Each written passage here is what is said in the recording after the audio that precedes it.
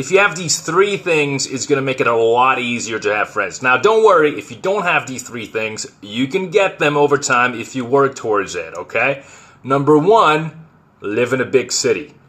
Now, I don't mean a big city. It can just be like 100,000 people is fine. I'm from Europe, and there's some cities with 100,000 people that are like arguably even better than really big cities. Now, I understand that this one, it's, depending on your circumstances, maybe you can't really make that happen right now. But the fact is, I don't want to ignore the fact that it is a lot easier to make friends if you live in a proper city. If you're from a tiny village, it's just going to make it a lot harder. I don't want to dismiss that. It's just true.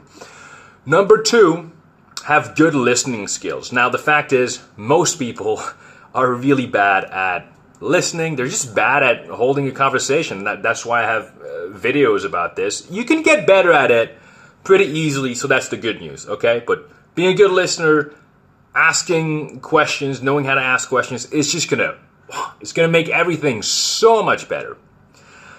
Number three, have a hobby or some sort of regular weekly activity. Now, this can take different forms.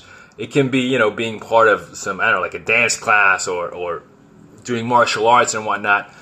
But I would say that the best form that this takes is if you organize an activity yourself with some friends or acquaintances, and you encourage everyone to bring more people every time. So let's say, like until recently, I was living in Valencia, Spain, and I was doing volleyball on the beach volleyball, multiple times per week. The more often you do it, the better, of course, if you have the time.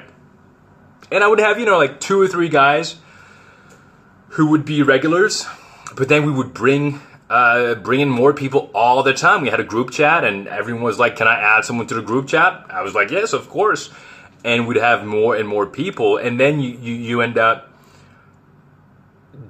meeting more people as you engage in this group activity together, which is actually a great way to bond with people. And if you do this regularly, and there's at least some people that you see every time or almost every time you do it, you're just going to get a lot closer.